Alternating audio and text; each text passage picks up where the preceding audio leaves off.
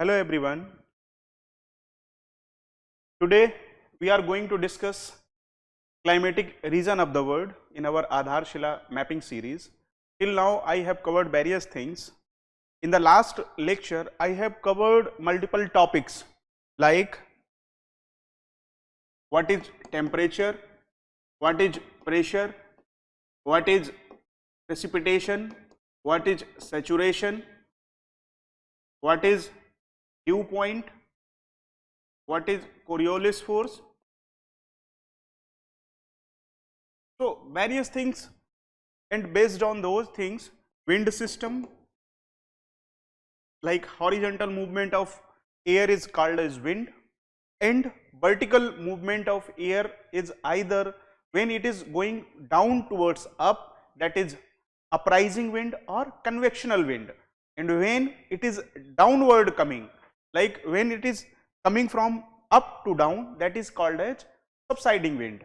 So in this uprising wind, if temperature is higher, so the atoms in this air, they are apart from each other, they are little bit farther from each other, so this wind becomes light compared to other surrounding air, and this air packet will rise upward, and as it will rise higher and higher, its temperature will become lower. So this is called as lapse rate. There are two kind of lapse rate, like one is normal lapse rate, NLR. What is normal lapse rate? It is the total average of, if an air packet is rising upward, then what is the average temperature reduction in that? That is called as normal lapse rate. But beyond that, there are two other things, like one is adiabatic lapse rate, ALR. What is adiabatic lapse rate? Adiabatic lapse rate. In adiabatic lapse rate, it is considered that if suppose this packet is closed in a closed body, there is no movement of energy, no transfer of energy from outside of the system, or no incoming of energy inside the system. अगर system के अंदर ना तो energy बाहर जा रही है और ना एनर्जी अंदर आ रही है, तो उस चीज को क्या कहते हैं? Adiabatic lapse rate. तो इसमें क्या होता है कि जैसे air packet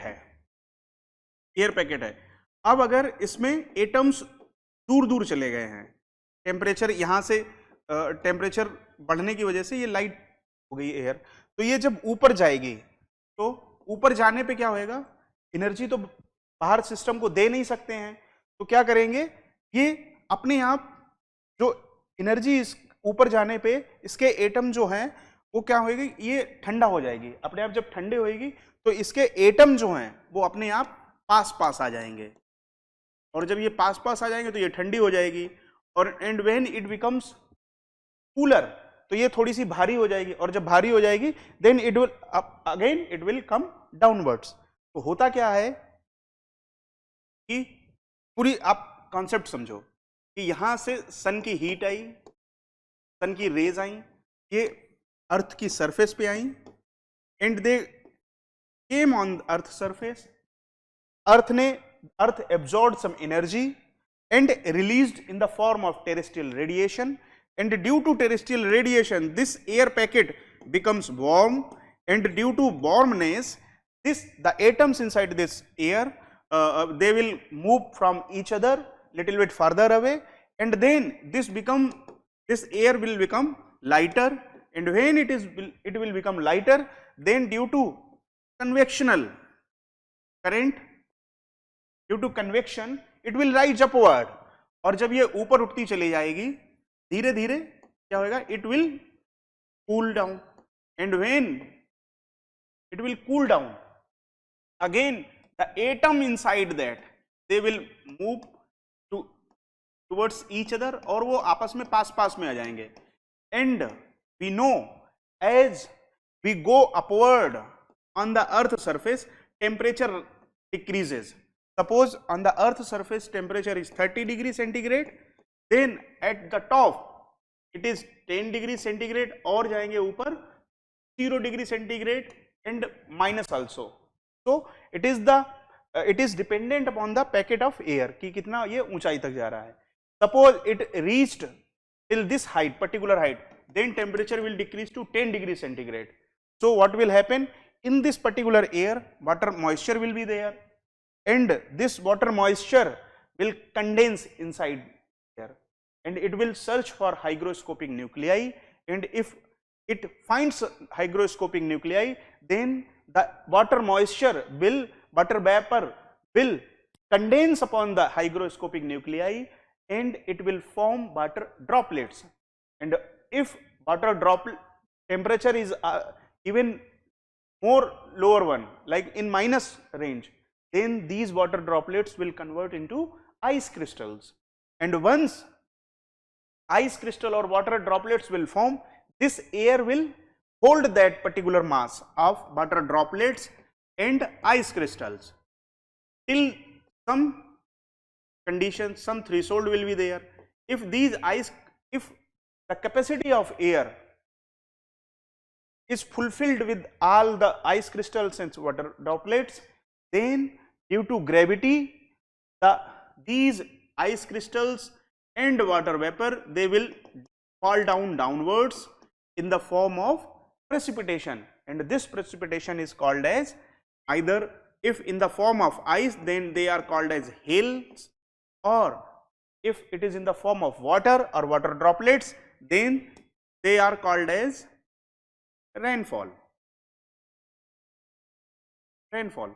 And it is, if it is very in huge quantity, if it is in huge quantity rainfall, then this will called as torrential rainfall. So if we think what is the cycle, so temperature से connect हुआ pressure से movement, it is either in horizontal direction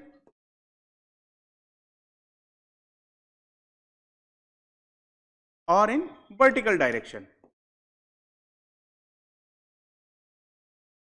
and if it is in vertical direction, then if it is in, either it is in downward direction, downward or upward, and if it is upward in motion, then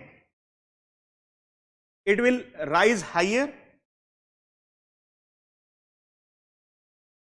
rising air, and with rising air, adiabatic cooling, and once adiabatic cooling will happen, then this air will become heavier, and it will, the water moisture will condense, and once it is condensed, then water droplets or hails or ice crystals will form and precipitation will happen. So this is something connected. And if it is downward motion, अब अगर ये ऊपर से जब नीचे आएगी, then temperature धीरे धीरे बढ़ता जाएगा, and when temperature will rise, so with downward movement, air temperature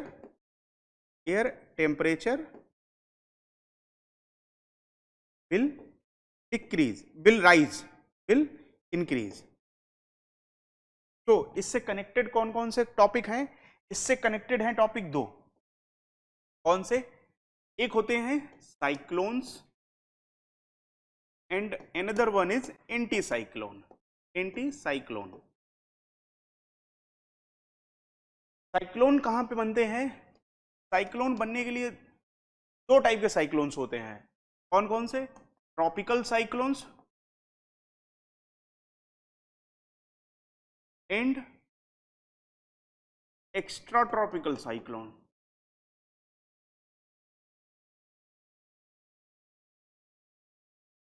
जिनको हम लोग टेम्परेट साइक्लोन भी बोलते हैं. Temperate cyclone.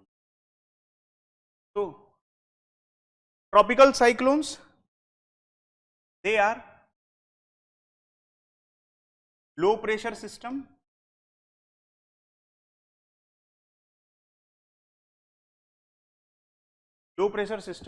but with direct heating और cooling. जब डायरेक्ट हीट होती है ट्रॉपिकल एरियाज में तो एयर ऊपर उठती है और इससे टेम्परेट ट्रॉपिकल साइक्लोन्स बनते हैं. On the other hand extra tropical cyclones क्या होते हैं? यह मिड लैटिट्यूड में बनते हैं और ये फ्रंटल होते हैं. वार्म एयर और कोल्ड एयर जब ये मिलती है देन वार्म एयर लाइटर होती है और ये ऊपर चढ़ जाती है और इस वजह से this cold, this is warm and because of that cold and warm one front will form and due to frontogenesis this extratropical cyclones they form. On the other hand anticyclones क्या होते हैं कि एयर जहां पे ज्यादा होती है, अगर लो हाई प्रेशर बन गया जाके high pressure in cyclonic system convergence is happening. On the other hand anticyclones divergence is happening. Divergence of air. तो यहां पे जब हाई प्रेशर सेंटर में और लो प्रेशर आउटसाइड, तो एयर हाई प्रेशर से लो प्रेशर की तरफ जाएगी and because of that anticyclone will form. और जब एंटीसाइक्लोन बनता है तो एयर नीचे की तरफ आती है और जब एयर नीचे आएगी ऊपर से नीचे देन टेम्परेचर विल इंक्रीज. और and because of that anticyclones, wherever anticyclones are occurring, the region around that area will be stable sometimes. Why stability is there? Because air is coming downwards, and when air is coming downwards then those clouds, precipitation that will evaporate, those things will disappear. Why disappear? Because this anticyclones, it brings stability in weather.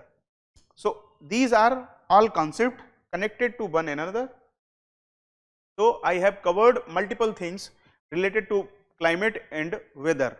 In weather, various attributes or things like temperature, pressure, precipitation, saturation, dew point, Coriolis force, wind system, convectional wind systems or subsiding downward coming winds or rising or convectional winds, and with that cloud systems.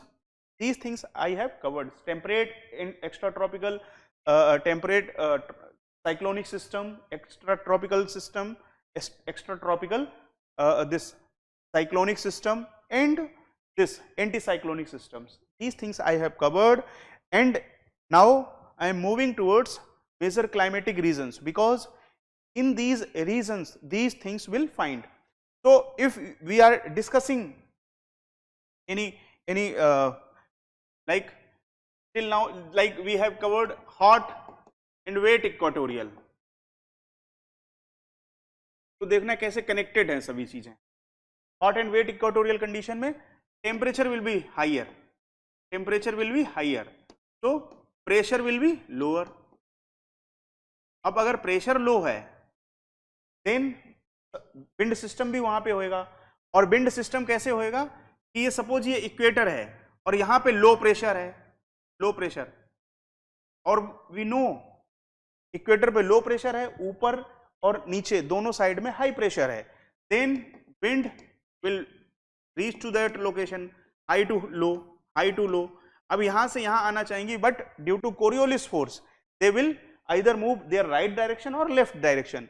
अगर north hemisphere में है then they will move in their right direction. इसकी जो ये wind आ रही है इसकी right direction ये होएगी इस साइड वाली। अगर ये विंड नीचे से इधर आना चाह रही है then this is right hand this one, so this right hand distraction deviation.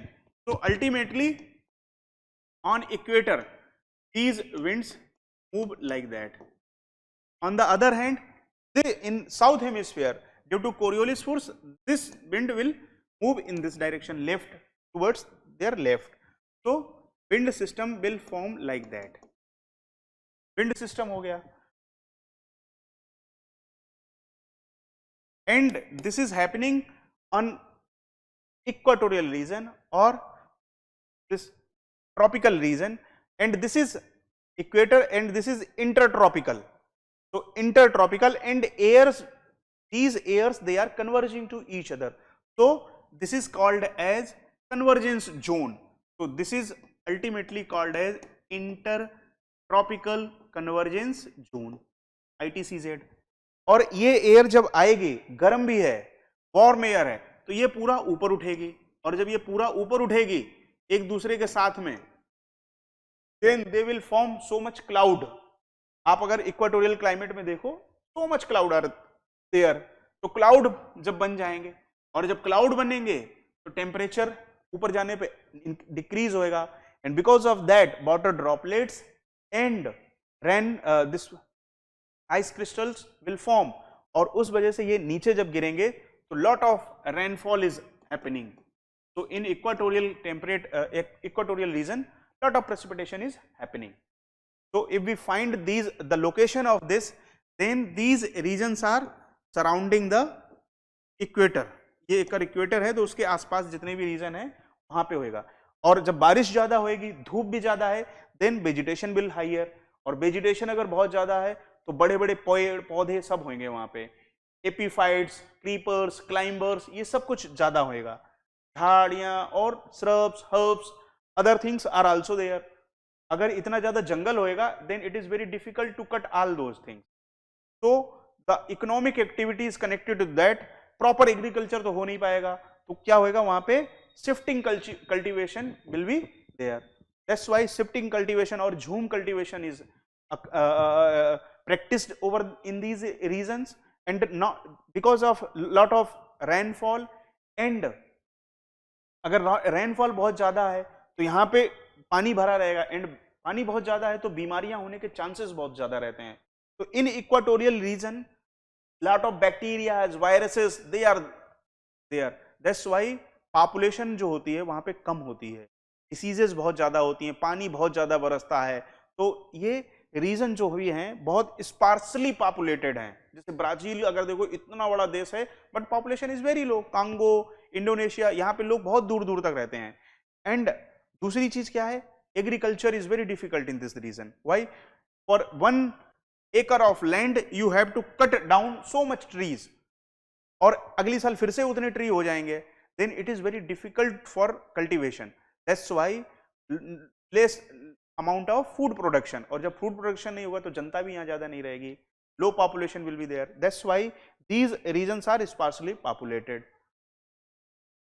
Yes, but now why it is a cause of concerns? Because lot of forests are being cut through mechanical machines, और वहां पे अब कुछ cash crops ज्यादा बनाई जा रही हैं, तो that's why they are changing the nature of forests.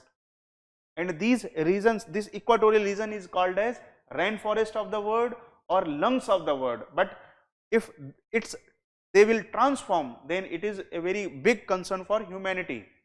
So the location you have already discussed. Right now we are moving towards monsoon areas.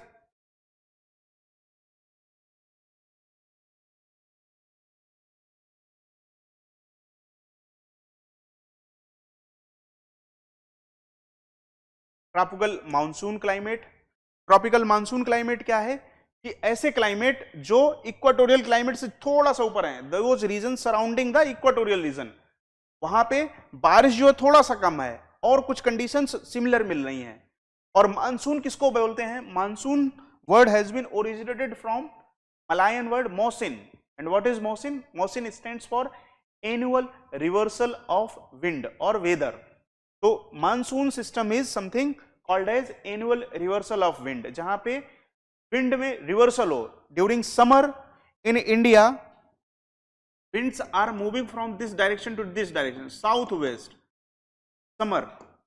On the other hand, in winter winds are moving in northeast direction, northeast. So in both season winds are in different direction और 180 degree पे almost reversal है। That's why they are called as monsoonal areas.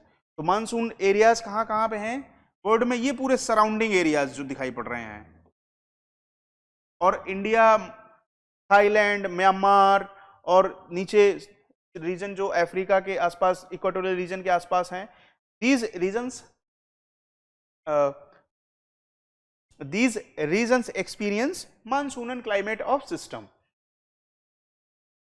like Indian subcontinent, Indochina, Thailand, southern China, northern Australia and many more.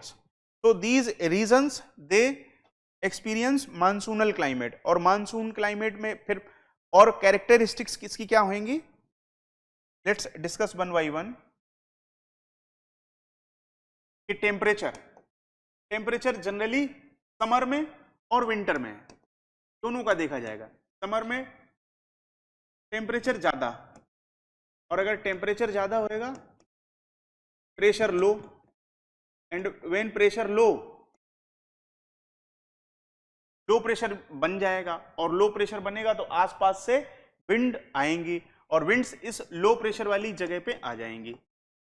जैसे कि ये India है, India में क्या होएगा कि due to high continentality in summer this Indo northern plain area it becomes very hot. बहुत गर्मी पड़ती है तो ये पूरा हॉट हो जाता है, and hot means low pressure, और लो प्रेशर बन गया तो क्या होएगा?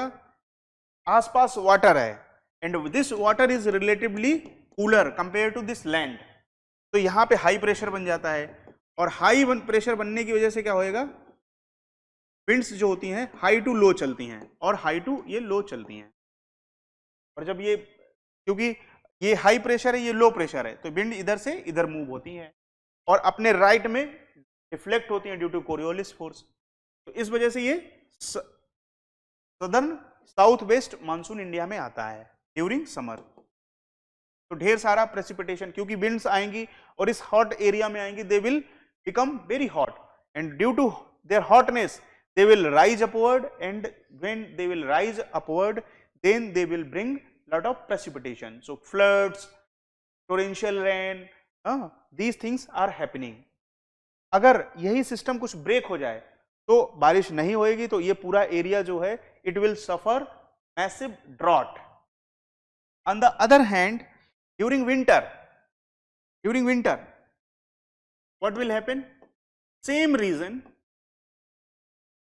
region will become cool. Land बहुत जल्दी ठंडी भी होती है विंटर में, जैसे अभी ठंडा ही हो गई, but the ocean surrounding this it is relatively warm, और वार्म अगर है तो comparatively low pressure, and these are very cool, so high pressure. अब विंड किधर से किधर चलेंगी?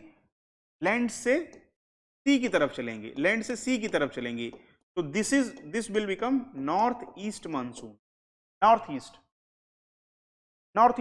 East winds. तो विंटर में ये कंडीशन होती है। अब चूंकि ये लैंड से इधर चल रही हैं तो अब ठंडी जा रही हैं, तो धीरे धीरे क्या होएगा, इनसे कोई बारिश नहीं होएगी। तो in winter generally we suffer very less rain, only few regions, like ये जब विंड्स बे ऑफ बंगाल मतलब बांग्लादेश और इधर नॉर्थ ईस्ट रीजन से जो विंड्स आती हैं, they acquire some water moisture through Bay of Bengal, और इस चेन्नई तमिलनाडु रीजन में कुछ बारिश हो जाती है। तो in India during north east monsoon only Chennai and some part of Andaman and Nicobar it receive rain. लेकिन विंटर में क्या होएगा, कुछ विंड्स कुछ विंड्स जो मेडिटेरेनियन सी से आती हैं, यहां से मेडिटेरेनियन सी से जो आती हैं विंड्स, वो जब यहां पे आएंगी तो अपने साथ में कुछ टेम्पलेट एक्स्ट्रा ट्रॉपिकल साइक्लोन्स भी लेके आती हैं, and these extra tropical cyclones when enter into India they bring lot of precipitation and coolness in the environment. तो इन विंटर हम लोगों ने देखा है कि जैसे अभी जनवरी फरवरी में या दिसंबर में हम लोग देखेंगे कि ठंडक अचानक से बढ़ती, बारिश होती है, तो जिसको बोलते हैं western disturbances. What are western disturbances? those winds systems which are coming from Mediterranean Sea, they bring some water moisture and cold conditions, and when they arrive in India they are blocked here and they bring precipitation, and this precipitation is called as western disturbance, because generally cooled condition is there but it is disturbed by precipitation and hails and snowfall in northern Himalayas region. That's why they are called as western disturbances. So this is condition in summer and winter. तो इसमें अब यहाँ पे monsoon, तो monsoon अगर climate है तो यहाँ पे क्या और चीजें देखी जाएंगी, बारिश भी हो रही है तो, और प्लेन एरिया है तो यहाँ पे ढेर सारा फूड प्रोडक्शन बहुत होता है, and if so much food production is there then lot of population will reside in this region. That's why monsoonal areas जो होते हैं they are heavily populated, like India और जितने भी इंडिया के सराउंडिंग कंट्रीज हैं they are heavily populated.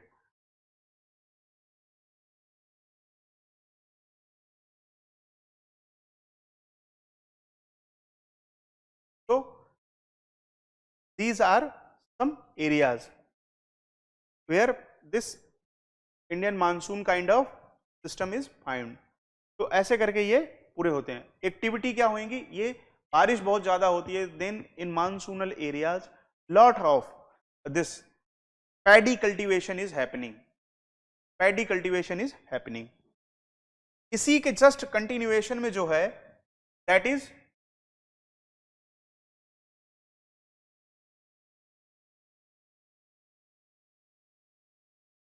जैसे इसी के कंटिन्यूएशन में मानसून जो ईस्टर्न मार्जिन पे अगर है तो उसी के जस्ट बीच में है सूडान टाइप और savanna type of climate. Similar condition monsoon में क्या है कि थोड़ा सा बारिश तब भी हो जाती, बहुत ज्यादा बारिश होती है इक्वाटोरियल में सबसे ज्यादा, उससे कम थोड़ा सा मानसूनल में, एंड बीच में कि यहां पे सपोज 300 सेंटीमीटर से ज्यादा है, in this region 150 centimetre to 300 centimetre बारिश rainfall, and this is called as Sudan type of climate or savanna type of climate. तो इनकी अगर हम लोकेशन देखें सवाना क्लाइमेट की तो you will find over here.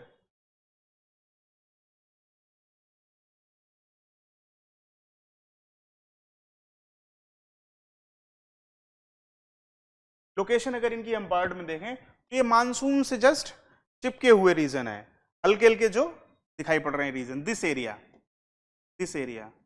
India भी कुछ सवाना पार्ट में ही काउंट होता है, कुछ एरिया अगर छोड़ दिया जाए तो अंडमान निकोबार का, केरला का, नॉर्थ ईस्ट का अगर हम छोड़ दें then most part of the India experience savanna type of climate और सूडान टाइप ऑफ क्लाइमेट। तो सूडान भी कहीं कहीं पे नाम लेते हैं तो आप कंफ्यूज ना होना, Sudan type of climate, savanna type of climate is same. यहाँ पे भी क्या है, वेरिएशन बहुत दिखाई पड़ता है during summer, lot of this summer में रेनफॉल होएगा बट विंटर जो होंगे बहुत ड्राई होंगे। तो जब बारिश प्रेसिपिटेशन नहीं उतना होएगा तो यहाँ पे क्या होगा, trees, the number of trees will reduce, तो at the place of trees lot of grass will originated, और because of that savanna, this savanna land is having lot of grass, और जब जहाँ पे ग्रास बहुत ज्यादा होगी, घास होगी खाने के लिए, then lot of animals will be there. और यहाँ पे क्या है, क्योंकि बड़े बड़े ट्री हैं नहीं, अगर ट्री होते तो बड़े बड़े जानवर नहीं हो पाते, ओनली क्या है यहाँ पे ग्रासेस हैं छोटी छोटी, तो ग्रास को खाने के लिए छोटे छोटे हार्बीवोर्स होंगे, dears, rabbits, other so many like zebras, giraffe, lot of big animals like this elephant, अगर ये सब इतने हर्बीवोर्स यहाँ पे मिलेंगे, beast, wilder beast, buffaloes, wild buffaloes वगैरह, if they are found in savanna this land, grass land, तो इनको खत्म करने के लिए, इनको खाने के लिए प्रेडेटर्स भी बहुत होंगे, hyenas, foxes, wild dogs, tigers, Lions. तो सवाना रीजन जो होता है बहुत वाइब्रेंट रीजन होता है एनिमल डाइवर्सिटी के हिसाब से, क्यों? Because of lot of grass. So these savanna lands, they are very famous for game animals. Game animals किनको बोलते हैं? जिनका हम शिकार कर सकते हैं, हंट कर सकते हैं। लायंस हो गया, टाइगर्स हो गया, एलिफेंट हो गया, राइनोज हो गया, जेब्राज हो गया, वाइल्डर बीस्ट हो गया। तो ढेर सारे ये रीजन जो हैं, they are very famous for their wild diversity and animals. तो savanna system is very famous for them. तो ये रीजन्स जो हैं found in northern hemisphere, Africa में सूडान, ईस्ट अफ्रीका और साउथ अमेरिका में लानोस ग्रासलैंड है। तो इनके जगह जगह पे कई नाम है इनके, जैसे कैंपास है, कैंपोस इन साउथ अमेरिका में रीजन में इसको कैंपोस बोलते हैं, ऑस्ट्रेलिया में तो डाउन डाउन बोलते हैं, ऐसे करके ये ढेर सारे नाम्स हैं। Next we are moving towards hot desert region। बिल्कुल वेस्टर्न मार्जिन पे क्या है कॉन्टिनेंट्स के, बिल्कुल इन रीजन में, कॉन्टिनेंट के अगर ये रीजन देखें, यहां पे क्या है, ये कई डेजर्ट हैं। क्यों डेजर्ट यहां पे हैं? यहां पे 4-5 इसके रीजन मिलते हैं। कौन कौन से भाई? एक क्वेश्चन यूपीएससी में बहुत बार आया है, one question has been repeated again and again in UPSC. It is why there are so many deserts in western part of continent, western part of continent। तो ये इसका रीजन क्या है? वेस्टर्न पार्ट ऑफ कॉन्टिनेंट में Y so many desert कहाँ है, क्यों है? तो इसके कई ढेर सारे रीजन है कि ये वेस्टर्न मार्जिन अगर है, यहां पे ही क्यों डेजर्ट मिलते हैं। तो सबसे पहले के रीजन क्या क्या है कि ये सब ट्रॉपिकल रीजन में पड़ते हैं, सब ट्रॉपिकल। तो यहां पे क्या होएगा, टेम्परेचर ऑलरेडी ज्यादा, जैसे अपने इंडिया में थार डेजर्ट, टेम्परेचर हाई, सब ट्रॉपिकल होने की वजह से।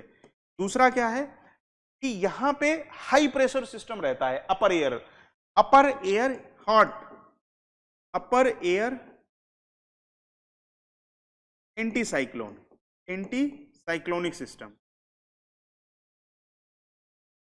अब एंटी साइक्लोनिक सिस्टम अगर पड़ेगा तो यहां पे there will be stability in weather, stability, और stability means no rainfall,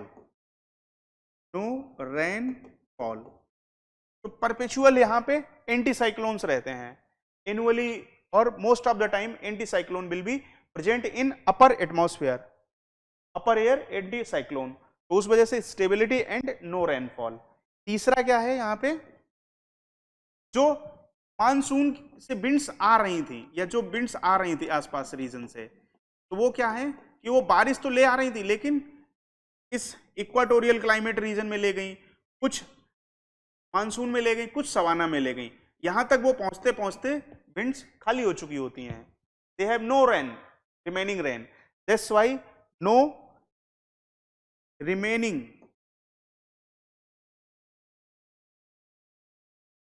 precipitation found in these winds। Monsoonal winds जो होती हैं वो बारिश भी नहीं ला पाती हैं।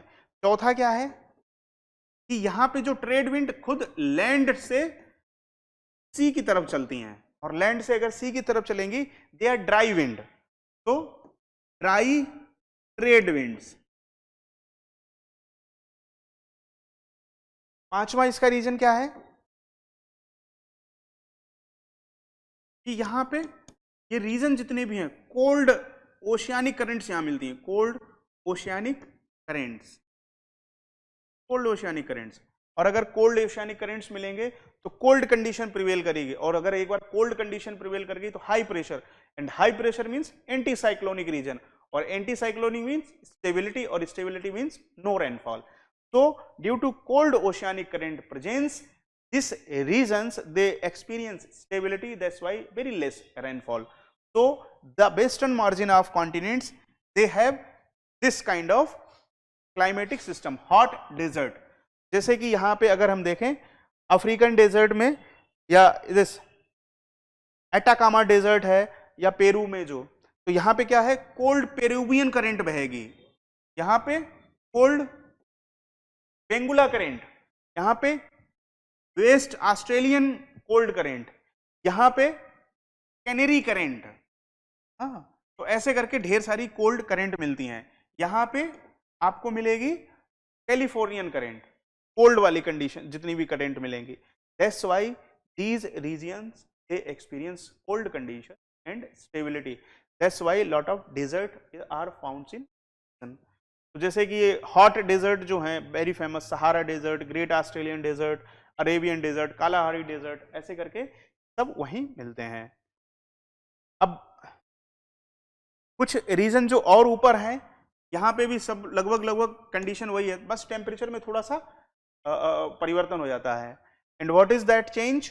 It is become cold condition, so there are cold desert like India में Ladakh desert, Gobi desert in China, Taklamakan desert, and this Tasmanian desert that are found in this Mongolia and middle this Central Asian region. So these are some famous desert like Gobi, Turkmenistan, Patagonian, Ladakh. These are cold desert. तो अब desert region है तो यहाँ पे vegetation तो बहुत ज्यादा कुछ हो नहीं पाएगा, very minute availability of some trees like in Rajasthan khejri tree, cactus, नागफनी जिसको बोलते हैं, एंड बबूल, these kind of trees are found। और बहुत छोटी छोटी कहीं कहीं पे अगर घास निकल आई या कुछ जहाँ पे वाटर अवेलेबिलिटी है, इस वजह से क्या होएगा, यहाँ पे animal diversity that is also very less. Mouse, reptiles जो रेत के भीतर चल सकें, only one big animal that is camel. Camel is found because it has adjusted itself with desert system. तो इंडिया में जैसे एक क्वेश्चन पूछा गया था, where we found double hump camel, दो जिसके हैम्प हो उसको कैमल कहाँ पे मिलता है इंडिया में? That is in this region, Gujarat के कच्छ रीजन में। और जो एक छोटा कैमल करके होता है, where it is found in Ladakh, Ladakh में वैसे कुछ करके थे, याक, और जो कोल्ड कंडीशन में मतलब उसको एडजस्ट कर सकें, सर्वाइव कर सकें, this kind of animals are found. तो दिस इज डेजर्ट में वेजिटेशन कैसा होगा, जेरोफाइटिक वेजिटेशन या drought resistance like scrubs, cacti, और जिनमें एडजस्ट और कैसे करेंगे, अपनी जड़ें लंबी कर लेंगे तो long rooted berry grasses, thorny bushes, acacia, ऐसे करके ये सब होते हैं। तो इनमें सब में अपनी अपनी वो मैकेनिज्म पाई जाती है कि how well they can survive in this system. तो next we are moving the next that is China type. China type की अगर लोकेशन हम देखें,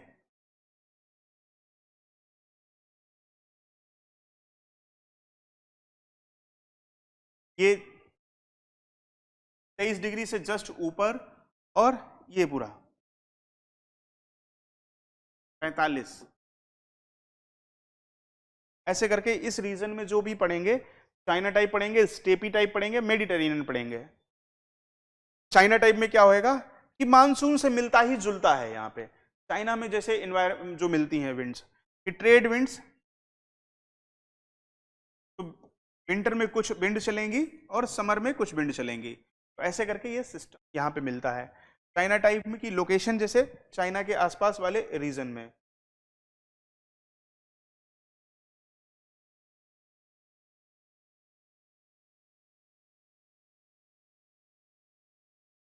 this is China type of climate, जो कुछ रीजन्स में सराउंडिंग में मिलते हैं। और यहाँ पे क्या क्या होता है, जैसे कि फाउंड इन, इसको गल्फ टाइप भी बोलते हैं क्योंकि यूएसए की जो गल्फ है, these regions of gulf of USA, वहाँ पे ये क्लाइमेट मिलता है। मैक्सिको में थोड़ा सा मिलता है, या नेटल टाइप, नेटल है आपका अफ्रीका में, तो वहाँ पे भी मिलता है। New South Wales, Natal, Paraguay, तो ये ऐसे करके 3-4 जगह चाइना का पूरा क्लाइमेट मिलता है। इसमें मेनली इसकी कैरेक्टरिस्टिक्स अगर हम देखें तो यहाँ पे कंडीशन वार्म रहेगी, मॉइस्ट रहेगी, समर जो होंगे, और कूल ड्राई विंटर रहती, लगभग समाना, मानसून और चाइना लगभग तीनों का सेम ही लगभग सिस्टम रहता है। बस थोड़ा सा इसमें चेंजेस ये होते हैं कि बारिश जो होती है, amount of rainfall it is little bit less in these regions, but sometimes क्या है कि ये ओशन के किनारे किनारे हैं, तो समटाइम्स इन समर प्रेसिपिटेशन में be heavier also. So these regions they are like monsoonal, but rainfall monsoonal से थोड़ी सी कम होती है यहाँ पे। नेक्स्ट जो है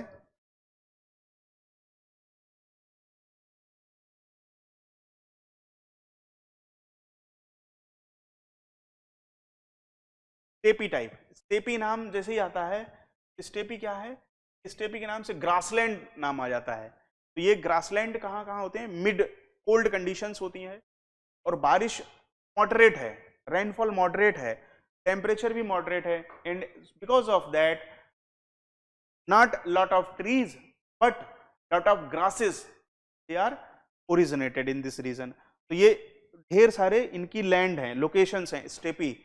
प्रेरी जो बोलते हैं यूएसए में बोलते हैं, सवाना या बेल्ट जो सिस्टम अफ्रीका में बोलते हैं, पैम्पॉस साउथ अमेरिका में बोलते हैं, और यहाँ पे इनको डाउन्स बोलते हैं, downs in Australia.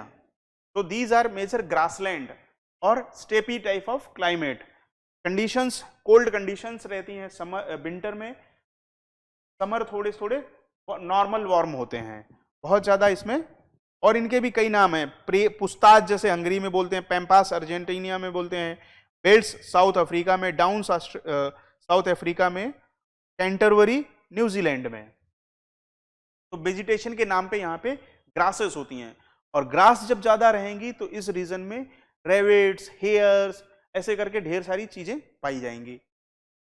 But recent time में क्या हुआ है कि these regions has emerged as a food basket of the world. Why? कि ग्रास लैंड की जगह पे इन्होंने कन्वर्ट कर दिया उसको एग्रीकल्चर लैंड में, और एग्रीकल्चर लैंड की वजह से, इनको कन्वर्ट करने की वजह से बहुत ज्यादा यहाँ पे क्रॉप का प्रोडक्शन होता है, and wheat, mainly wheat and other type of crops they are being cultivated, and so that's why these regions are very heavily cultivated। तो यहाँ पे इंटेंसिव कल्टीवेशन जैसे एक टर्म होता है, तो यहाँ पे कमर्शियल कल्टीवेशन या इंटेंसिव कल्टीवेशन होता है, और ग्रासेस ज्यादा है स्टेपी या प्रेरी में, because of that animal rearing like buffaloes, cow, cattles, sheep, goat, ऐसे करके ढेर सारे एनिमल्स जो होते हैं दे आर डोमेस्टिकेटेड। क्यों? क्योंकि ग्रासेस बहुत ज्यादा हैं available, and because of that these regions are major producer of milk also, like milk, meat and other animal products. जैसे न्यूजीलैंड है, New Zealand is top producer in milk. क्यों? क्योंकि यहाँ पे गुड क्वालिटी काउज और ढेर सारी पाली जाती हैं। Prairie, this region is top producer of wheat. क्यों? क्योंकि यहाँ पे कॉमर्शियली मैकेनाइज्ड एग्रीकल्चर है। स्टेपी लैंड यूएस, यूरोप और रशिया में, यहाँ पे यूक्रेन, या यहाँ पे सॉइल जो होती है that is called a chernozem soil और ब्लैक सॉइल, क्योंकि that is very best produce fertile soil. Chernozem is first best fertile soil, and because of that lot of food production is happening in steppe climate. तो यहाँ पे winter में कुछ local winds चलती हैं, उनके नाम जैसे हैं मिस्त्राल है, कोल्ड कंडीशन मिस्त्राल जो है that is flow during winter, phone जो है that is a warm wind, it also start during winter. लू इंडिया में जैसे दैट इज वार्म विंड। किरुकू जो है दैट इज, ये विंड जितनी भी है आप प्लीज इनको एक बार पढ़ लेना। हाँ, चिनूक जैसे है, चिनूक यहाँ पे मिलेगी यूएसए में, कि नीचे से ऊपर की जब आ जाती है तो because of adiabatic warming it becomes warm and this entire region the ice is over there it disappear or it melt away and in during winter, तो during winter जब ये wind चलती है brings a little bit favorable condition during winter. So these are some winds found in this region. Now next move another one. This is Mediterranean. It is very important. Mediterranean क्या है कि Mediterranean ocean के आसपास, Mediterranean सी के आसपास जितना भी climate मिलता है that is Mediterranean kind of climate. में क्या होता है, most of the time summer dry and winter rain, summer dry winter rain. कुछ पार्ट कैलिफोर्निया के आसपास यहाँ पे मिलता है यूएस। इसमें क्या होता है, साउथ वेस्ट ऑस्ट्रेलिया में स्वानलैंड जो है ये रीजन, स्वानलैंड,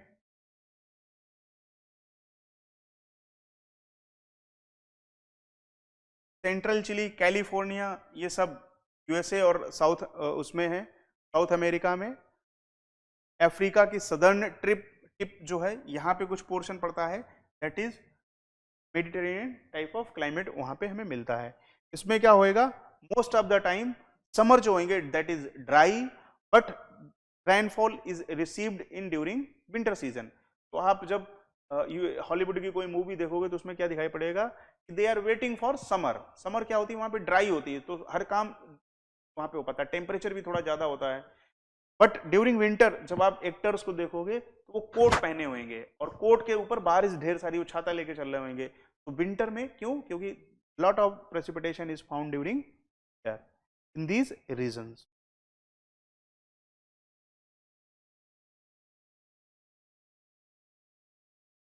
वेजिटेशन कैसा रहेगा यहाँ पे, these regions they are very famous for fruit cultivation, citrus fruit. Mediterranean region में बहुत सिट्रस फ्रूट टाइप के क्रॉप्स कल्टीवेट करी जाती हैं, दे आर वेरी फेमस। और यहाँ पे क्या है कि समर ड्राई होते हैं, because of that these crops, this vegetation, they have adjusted themselves for drought condition during summer. Summer में बारिश होती नहीं है तो वो जो एडजस्टमेंट होता है कि थिकी लीफ, बड़ा स्टेम और पैक्सी लीव्स, तो ऐसे करके these kind of things found in trees. लेकिन most of the time citrus fruit cultivation is practiced over in this region. Next, that is Laurentian type of climate. Laurentian जो है British के just ऊपर वाला portion जो होता है that is in this region, हाँ, Laurentian या Japan type of climate, Japan. तो मानसून के जस्ट ऊपर चाइना टाइप के ऊपर लॉरेंशियन टाइप और जापान टाइप ऑफ क्लाइमेट। इसमें भी लगभग कंडीशंस क्या होंगी, cold dry winters and warm wet summers. Temperature जो होगा फर्दर डिक्रीज हो जाएगा, तो इस रीजन में टेम्परेचर गिर जाने की वजह से lot of cold conditions will exist during winter, but summer will have moderate effect and during summer some kind of precipitation will also occur. So this Laurentian type or Japan type of climate, Japan type. North America में है, eastern Canada में, north east USA में है, और Asia में these are found in eastern Siberia, Manchuria and Japan. तो इनकी location यहाँ पे है।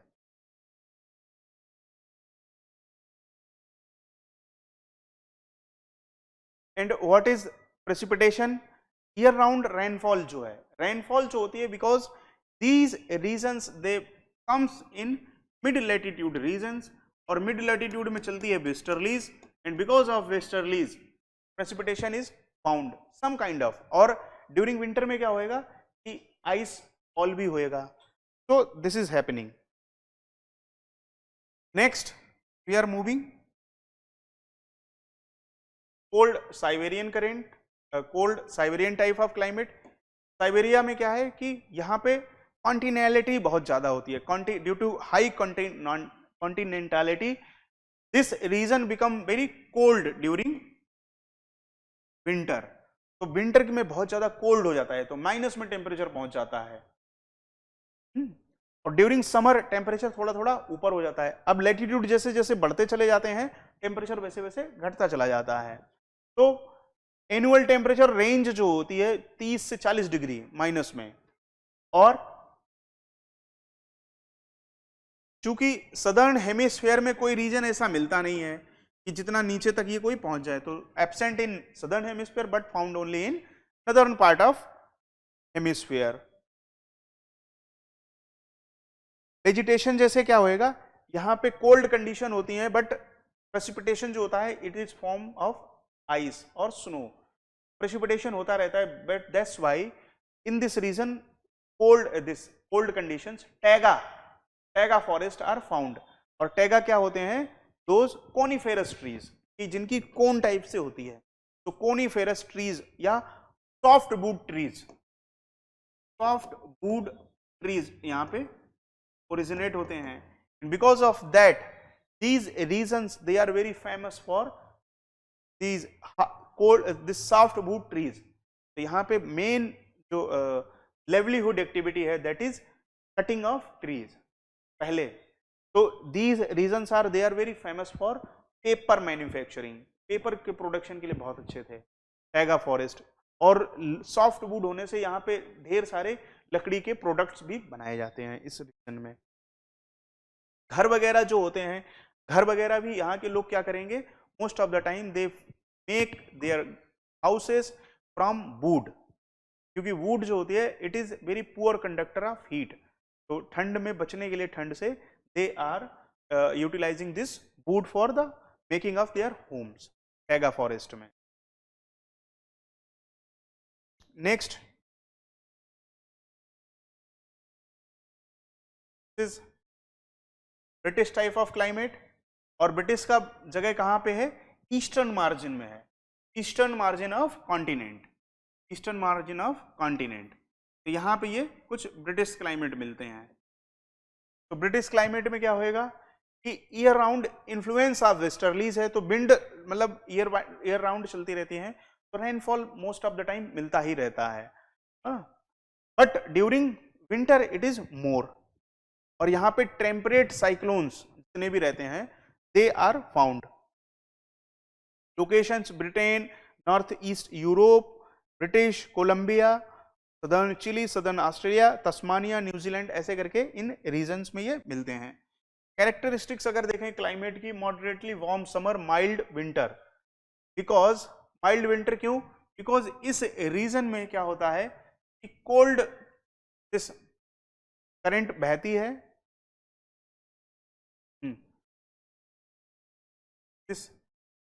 This warm North Atlantic drift जो होती है that is warm oceanic current, वो बहती है, तो it brings some moderation effect in the local climate.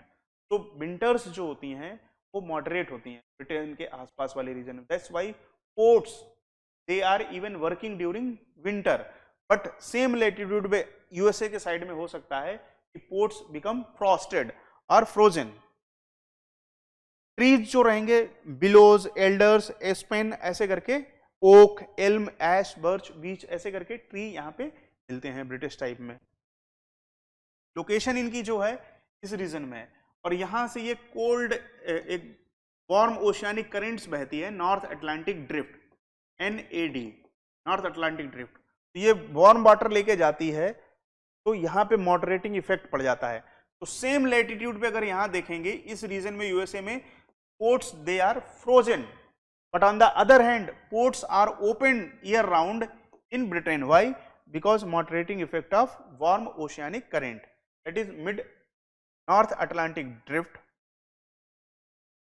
So this is British type of climate, and this is the last one, that is polar climate. In polar areas, area surrounding the poles, they suffer year round deficit of energy. That's why they remain cold, and during winter temperature becomes -40, -50, and in this condition only ice or snow will fall, and because of that these areas they are covered with ice caps in north hemisphere also, in south hemisphere also. So polar type of in this region, because of this ice there is no presence of vegetation, only कुछ जब vegetation नहीं है तो कुछ animals जैसे हैं seal in ocean, various fishes, but like and polar bears, these kind of animals they are found.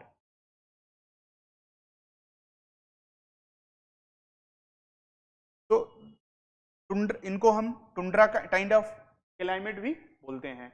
तो most of the part they most of the time they suffer negative temperature, और 6 महीने की when sun goes in the south और north, extreme south और north, these regions they suffer most of the darkness of year. तो 6 महीने यहाँ पे दिन रहता है, 6 महीने रात रहती है, और 6 महीने जो दिन भी रहता है उसमें स्लैंट रेज पड़ती हैं, and because of that these regions they suffer perpetual energy deficit, so they are very colder. और हाई प्रेशर की वजह से क्या होती है, विंड यहाँ से नीचे की तरफ जाती हैं. तो this is tundra region. So this is our all about climatic regions of the world, in which I have covered one by one. You please mark these regions in your map में 1 by 1 करके इनको आप कर लेना. और India की जो major locations हैं, वैसे मैंने पहले प्रीवियस लेक्चर्स में आई हैव ऑलरेडी डिस्कस्ड दक्षिण गंगोत्री, भारती, मैत्री and other ice shelf. Important क्या है, पोलर क्लाइमेट में कुछ यहाँ पे आइस शेल्फ हैं, दे आर डिसअपियरिंग और melting very fast rate. That's why they becomes important with exam review. That's why you first need to mark those areas. और अभी कुछ Svalbard region, north sea route, ऐसे करके कुछ regions हैं, they are very in news in northern hemisphere. You please mark them. This is all about our climatic regions of the world, and in the next lecture I will cover this global oceanic current system, and after that we will start our Indian geography, major features of Indian geography. Okay, thank you very much, hope you enjoy. Please continue to watch this video and please make notes and do your homework. Thank you very much.